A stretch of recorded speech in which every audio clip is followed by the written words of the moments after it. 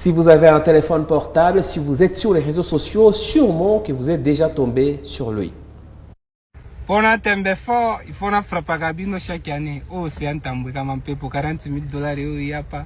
Dû à ma Zingler de Bandril. Océan Tamboué, c'est son nom. On le voit partout sur tous les réseaux sociaux, que ce soit sur X, sur Twitter, ex-Twitter, sur Facebook, TikTok, n'en parlons pas. YouTube aussi, il s'affiche avec des grands, voire des très grands. Il s'approche même de la présidence de la République. On l'a vu, regardez, aux côtés de Gaz Mawete. Ensuite, les grands frères de Gaz Mawete, c'est Fally Ipupa. On va le voir sur la séquence avec Fally Ipupa. Et on l'a dernièrement vu, c'était la semaine dernière, aux côtés de Christian Bossembe, le très sérieux Christian Bossembe. Et en dernier, il était avec le chef du protocole du chef de l'État, s'il vous plaît.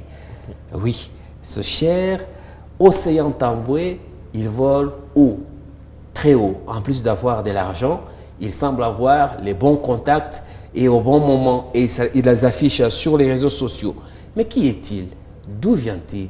D'où lui vient cet argent? On va y aller à une illustration. Océan Tamboué, c'est un orphelin plutôt de père et de mère. Il vient du Haut-Katanga, il est de Kambove pour être plus précis.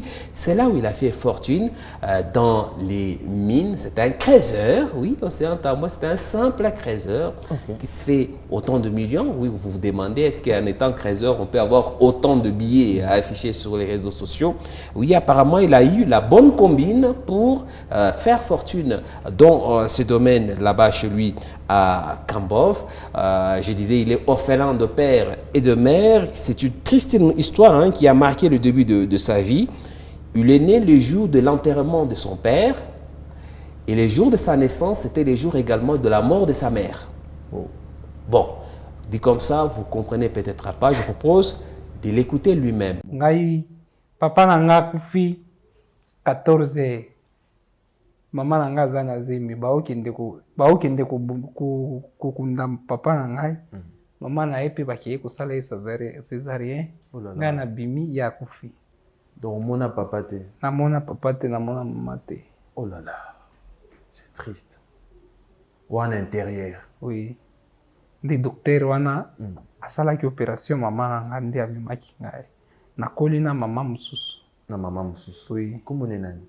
Maman Geneviève Mwadzi. Azali? Oui. Aza awa to aza na Kolwezi.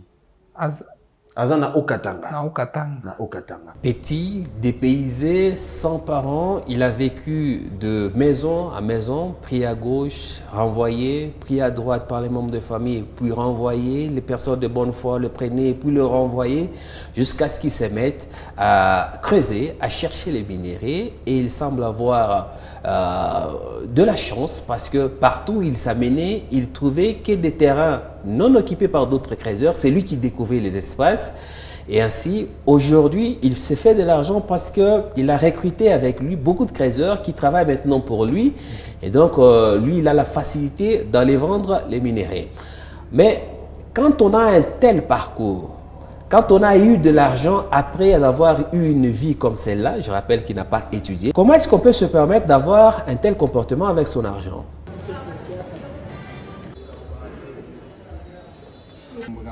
Chaque année, ce beau va frapper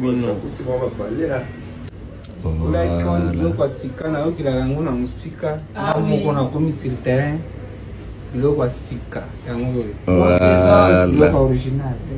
Tabita Justesse. Tabita Malisawa. Bino Gatem. Wow. Boss the boss. Boss the boss. Combien? 500. Wow.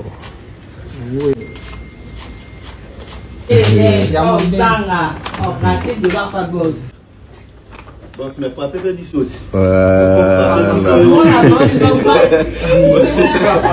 Boss faut frapper, boss faut frapper. $500 en nous. Abinonga na frapper pas. Mais la frappe pas toujours boss. 5, 6, 7. Océan Tamboué. Wow.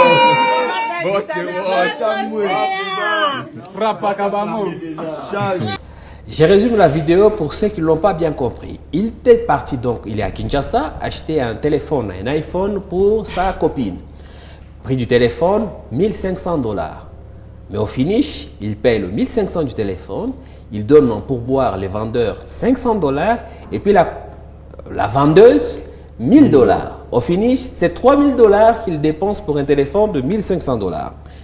Si Océan Tamboué pouvait nous regarder ce soir, quel conseil vous pouvez lui dire par rapport à son attitude sur les réseaux sociaux? Tout ça, c'est filmé et c'est publié par lui-même. Alors moi, j'aimerais lui dire que les personnes aujourd'hui qui sont autour de lui, alors qu'il a commencé avec une enfance, il a une histoire difficile et puis son travail, ce n'est pas non plus un travail facile, c'est la sueur de son front. Donc il arrête de vivre, comment je vais dire, pour faire plaisir, comment je vais dire, aux autres. Mais ça me rappelle un peu l'histoire du corbeau et le renard, j'y arrive. Donc le corbeau a laissé tomber son fromage à cause du renard. Je pense que c'est ça, hein, la belle histoire et tout. Donc ceux qui sont autour de lui aujourd'hui, qui n'étaient pas là hier, ce sont que des profiteurs. Donc il arrête de dilapider son argent parce que ça, c'est dilapidé. Mais d'un autre côté, avec son enfance, donc c'est un peu comme quelqu'un qui veut rattraper le temps perdu. Mais seulement que ce n'est pas de la plus belle de manière que tu t'y prends. Donc un conseil, et tu peux voir ceux qui ont déjà réussi, parce qu'il y en a qui ont de l'argent, mais sans dire qu'ils en ont ou sans montrer qu'ils en ont, mais ils cachent peut-être leur argent dans des investissements durables. Donc ça, c'est un petit conseil. Moi, je lui demandais d'être prudent avec ce que je vais appeler l'exhibitionnisme, parce que c'est clairement ce qu'il est en train de faire. Alors oui, c'est bien de montrer qu'on peut partir de rien pour atteindre le succès. C'est bien de montrer qu'effectivement, même en étant orphelin, il y a possibilité de réussir. Mais je trouve qu'il en fait un petit peu de trop depuis un temps. Je ne sais pas si c'est cet excès de buzz qu'il y a autour de lui. Enfin, bon, afficher sa réussite, il n'y a pas de souci, mais de dilapider de l'argent comme ça, et surtout s'afficher avec de grosses sommes d'argent comme ça, sachant dans le contexte dans lequel nous sommes, c'est-à-dire un contexte africain, ce n'est pas toujours préférable. J'aurais plutôt souhaité qu'il montre autre chose partant de son travail.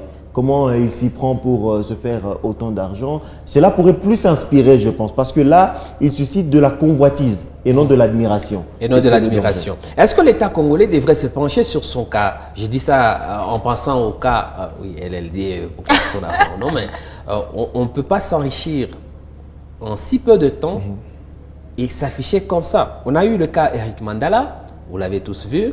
Nous tous, nous pensions que c'est par la vente des papiers hygiéniques qu'il a fait fortune. En tout cas, c'est ce qu'il nous avait expliqué. Au moins, il avait une entreprise. Alors qu'il faisait un autre business. Ici, on a ce gars qui est sorti de nulle part. Bon, Cambove, ce n'est pas nulle part, mais c'est un cas isolé. D'accord? Il exhibe autant de millions. Dans un pays sérieux, est-ce que le fisc ne devait pas s'intéresser un peu de près pour retracer l'origine de son argent? Parce que n'oubliez pas aussi, nous sommes dans un pays en guerre avec les blanchiments de capitaux. Tout à fait, je suis entièrement d'accord et c'est la preuve, une fois de plus, de la défaillance de l'État congolais.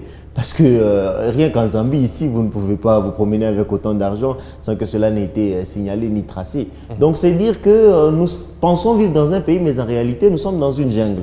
Puisque un homme comme ça ne peut pas s'afficher avec autant d'argent sans qu'on ne sache d'où provient cet argent. Et voilà, il faudrait qu'il y ait effectivement de la traçabilité. Parce que comme je disais tout à l'heure, le danger, c'est de susciter de la convoitise chez d'autres jeunes qui regardent et se disent c'est possible de se faire 40 000 $ comme ça et puis les jeter à la fenêtre. Et moi, ce que j'ai envie de dire, c'est que même si l'État congolais ne voulait pas se pencher sur son cas, mais il attire les regards et ça va, et quand il s'affiche avec X ou Y personnes, il a laissé certainement beaucoup d'argent. Déjà avec le gars du CESAC, voilà. Le gars du CESAC qui est censé les censurer pour les contenus parce que afficher, tu sais, en Côte d'Ivoire, tu connais Apouchou.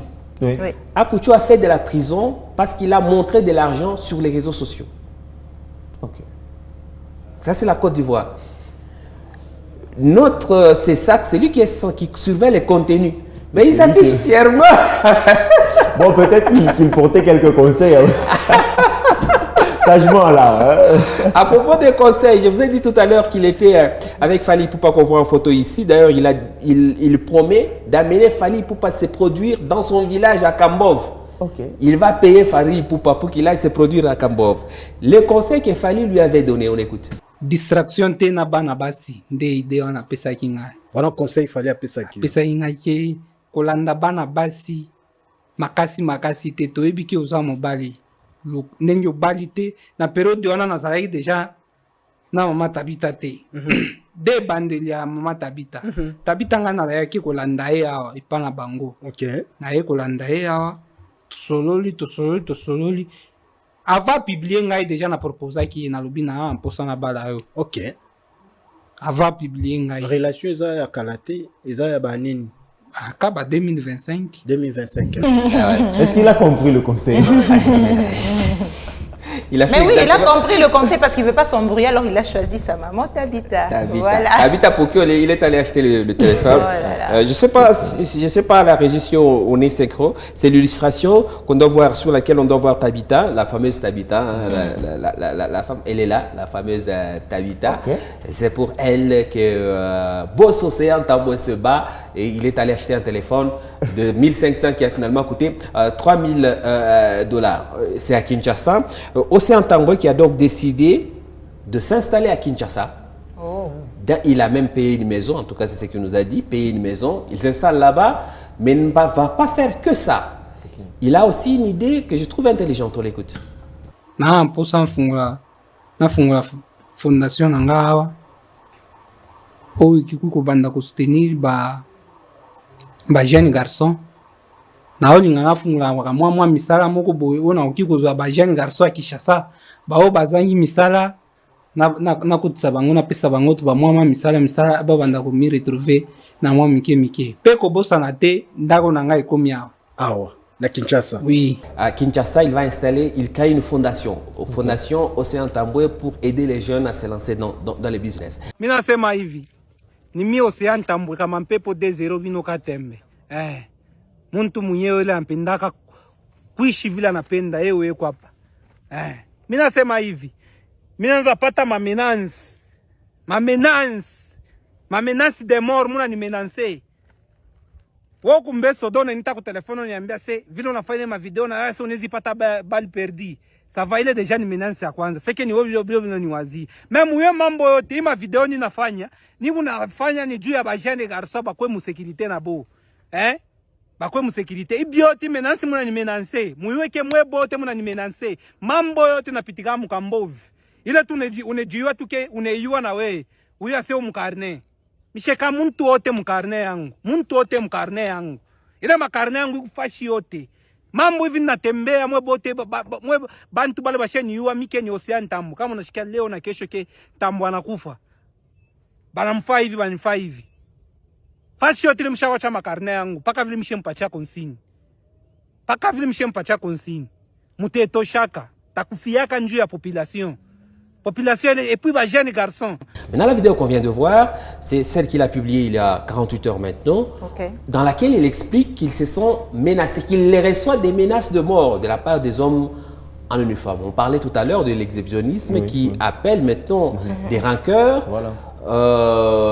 Est-ce que l'État doit le protéger?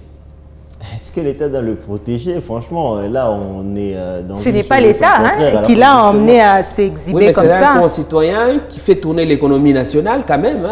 Il doit plutôt prendre ses propres dispositions et, on va dire, se rétracter un tout petit peu. Parce qu'effectivement, quand tu t'affiches comme ça, tu deviens une proie pour les mauvaises personnes, etc. Aussi, il est resté superficiel sur les menaces. On ne sait pas, on le menace de quoi? Pourquoi? Si on le menace de mort, mais pourquoi? On les menace de mort. En tout cas, la séquence elle est longue. On n'a pas eu le temps de passer l'intégralité, mais je suivi, je vous raconte. Et on le menace parce que lui étant, on va dire, un leader des créateurs à Kambov, il défend leurs intérêts. Et apparemment, il y a des forces obscures à Kambov qui ne veulent pas qu'on révèle ce qui se passe là-bas. Et c'est de ce côté-là qu'il reçoit les menaces. D'accord. Voilà. Bon, vu dans ce sens, alors oui, effectivement, il mériterait l'attention des autorités, mais il doit être plus prudent, je pense. Plus prudent et discret, vous pensez? Oui, plus discret, effectivement.